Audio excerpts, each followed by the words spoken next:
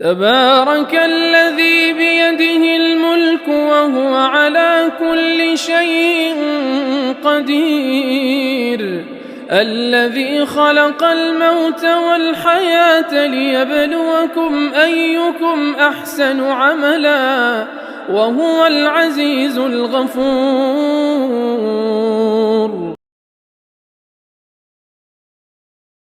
الحمد لله رب العالمين والصلاة والسلام على سيد الأنبياء والمرسلين سيدنا ونبينا ومولانا محمد النبي الأمي الأمين وعلى آله وأصحابه وأتباعه ومن تبعهم بإحسان إلى يوم الدين. أما بعد، حضرت مولانا محمد سفیان صاحب قاسمی عزیزہ مجدہم، عزیز گرامی مولانا ڈاکٹر شکیب صاحب اور جملہ حاضرین سیمینار، سب سے پہلے میں دارالعلوم وقف دیوبند کے محتمم عالی وقار اور حجت الاسلام اکیڈمی کے ڈائریکٹر مولانا شکیب صاحب دونوں حضرات کو اور جملہ اساتذہ کرام کو آج کے اس سیمینار کی انعقاد پر دارالعلوم دیوبند کی طرف سے اور خود اپنی طرف سے دل کی گہرائیوں سے مبارکباد پیش کرتا ہوں۔ حجت الاسلام اکیڈمی نے امام العصر حضرت علامہ محمد انور شاہ کشمیری رحمۃ اللہ علیہ کی حیات و خدمات اور ان کی زندگی کے مختلف گوشوں پر روشنی ڈالنے کے لیے اس سیمینار کے واسطے جن عنوانات کا انتخاب فرمایا ہے اور جس پر ملک کے طول و عرض سے اصحاب قلم نے اپنے مقالات مرتب کر کے یہاں جمع کیے ہیں، جن کی فہرست سیمینار کے عنوان سے ہمارے سامنے موجود ہے، اگر ان سب کے اوپر مقالات سامنے آ جاتے ہیں تو انشاءاللہ حضرت علامہ انور شاہ کشمیری رحمۃ اللہ علیہ کی شخصیت کے تمام علمی عملی گوشے ہمارے سامنے آ جائیں گے۔ ابھی حضرت مولانا سید ارشد صاحب مدنی رحمۃ اللہ دامت برکاتہم جو بات ارشاد فرما رہے تھے، میرے ذہن میں بھی یہ بات تھی کہ حضرت علامہ انور شاہ کشمیری رحمۃ اللہ علیہ ایک سلسلہ ناب کے درمیانی جوہر ہے، جس کا آغاز حجت الاسلام حضرت مولانا محمد قاسم صاحب نانوتوی رحمۃ اللہ علیہ سے ہوا۔ ان کے علوم کے حامل اور امین شیخ الہند حضرت مولانا محمود حسن صاحب رحمۃ اللہ علیہ تھے، اور ان کے علوم کے پرتو حضرت علامہ انور شاہ کشمیری رحمۃ اللہ علیہ تھے۔ مجھے بخاری شریف پڑھنے کا شرف اس ذات گرامی سے حاصل ہوا کہ جو حضرت شیخ الہند رحمۃ اللہ علیہ کے بھی تلمیذ تھے اور حضرت علامہ انور شاہ کشمیری رحمۃ اللہ علیہ کے درس بخاری میں مکمل شرکت فرمائی تھی، یعنی حضرت مولانا سید فخر الدین احمد صاحب مراد آبادی رحمۃ اللہ علیہ، جن کے بہت سے تلامذہ بھی اس مجموعے کے اندر ابھی موجود ہیں۔ حضرت مولانا فخر الدین صاحب رحمۃ اللہ علیہ کے درس کی خاص بات یہ تھی کہ جہاں وہ علامہ ابن حجر عسقلانی، علامہ عینی، علامہ سندھی کے اقوال پیش کرتے تھے، اسی کے ساتھ ساتھ حضرت مولانا محمد قاسم صاحب نانوتوی، حضرت شیخ الہند مولانا محمود الحسن صاحب دیوبندی اور حضرت علامہ انور شاہ کشمیری رحمۃ اللہ علیہ کی تحقیقات اور ان کے اقوال بھی پیش فرماتے تھے، اور اس کے لیے عنوان کیا ہوتا تھا کہ حضرت شیخ الہند رحمۃ اللہ علیہ کی یہ بات آب زر سے لکھنے کے قابل ہے۔ حضرت کی یہ رائے تمام رائیوں کے اوپر غالب ہے۔ بہت سے الجھے ہوئے مسائل میں کبھی حضرت شیخ الہند رحمۃ اللہ علیہ، کبھی حضرت علامہ ابراہیم، حضرت علامہ انور شاہ کشمیری رحمۃ اللہ علیہ کی آراء کو پیش کر کے اس کو قول فیصل قرار دیتے تھے۔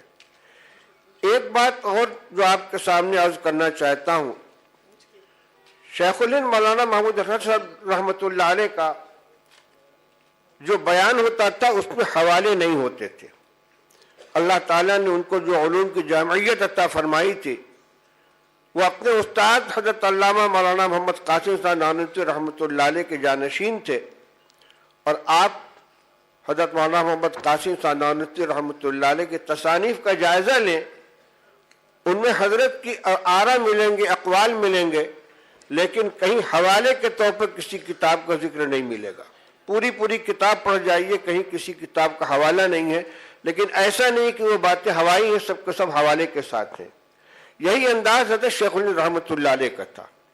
درس بخاری کے دوران متعدد مواقع پر ایسا منظر سامنے آیا. حضرت مولانا فخر الدین صاحب رحمۃ اللہ علیہ فرماتے ہیں کہ شیخ الہند رحمۃ اللہ علیہ نے فلاں بات ارشاد فرمائی، اور اس کے بعد علامہ انور شاہ کشمیری رحمۃ اللہ علیہ اس کا حوالہ بیان فرماتے تھے. ایک موقع پر حضرت مولانا حضرت شیخ الہند رحمۃ اللہ علیہ نے ایک مضمون بیان فرمایا. عصر کے بعد کی مجلس میں حضرت علامہ انور شاہ کشمیری رحمۃ اللہ علیہ تشریف لائے. فرمایا حضرت علامہ تاج الدین سبکی نے عروس الافراح میں یہی بات لکھی ہے جو آج آپ نے فرمائی ہے. حضرت بہت خوش ہوئے. اسی طرح ایک موقع پر مسئلہ کیا تھا، حدیث کے درس میں یہ مسئلہ آتا ہے کہ وضو یا غسل میں عورتوں کے استعمال کیے ہوئے پانی کے بعد بچا ہوا پانی مرد کے استعمال میں اس کی کوئی کراہت ہے یا نہیں. حنابلہ کے یہاں اس میں کراہت ہے، جمہور کراہت کے قائل نہیں ہے. اس مسئلے کو بیان کرتے ہوئے حضرت شیخ الہند رحمۃ اللہ علیہ نے فرمایا کہ یہ کراہت طبعی ہے، کراہت شرعی نہیں ہے. اس کے کچھ دنوں کے بعد بدائع الصنائع دارالعلوم کے کتب خانے کے اندر آئی. ایک دن عصر کے بعد حضرت علامہ انور شاہ کشمیری رحمۃ اللہ علیہ تشریف لے گئے. حضرت شیخ الہند کی مجلس میں فرمایا حضرت وہ جو بات آپ نے فرمائی تھی وہ بدائع الصنائع کے اندر علامہ کاشانی نے لکھی ہے. اس وقت تک دارالعلوم کے اندر بدائع الصنائع نہیں آئی تھی. حضرت شیخ الہند رحمۃ اللہ علیہ رسول کو بہت مسرور ہوئے. میں یہ کہہ رہا ہوں کہ ان اساتذہ اور استاد طالب اور شاگرد کے درمیان جو علمی مناسبت تھی، حضرت شیخ الہند کوئی حوالہ نہیں دے رہے ہیں، لیکن حضرت شاہ صاحب رحمۃ اللہ علیہ کا مطالعے کا دائرہ اتنا وسیع تھا. ہر نئی آنے والی کتاب پر ان کی گہری نظر ہوتی تھی اور وہ مضامین ان کو مستحضر ہو جاتے تھے. حضرت شاہ صاحب کے قوت حافظہ کے قصے تو بہت ہیں. ایک مجلس میں حضرت مولانا قاری محمد طیب صاحب رحمۃ اللہ علیہ نے خود اپنا واقعہ بیان فرمایا کہ میں ایک رسالہ لکھ رہا تھا جس میں ہر فن اور ہر وصف کے نمایاں افراد کا تعارف تھا، جس میں اچھی صفات کے حاملین اور قابل مذمت صفات کے حاملین کا سب کا ذکر تھا. جیسے مختلف صفات کے اندر نمایاں لوگ ہیں، سخاوت کے اندر حاتم طائی ہے، بلاغت کے اندر صاحبان ہے، شجاعت کے اندر رستم ہے، مثال کے طور پر.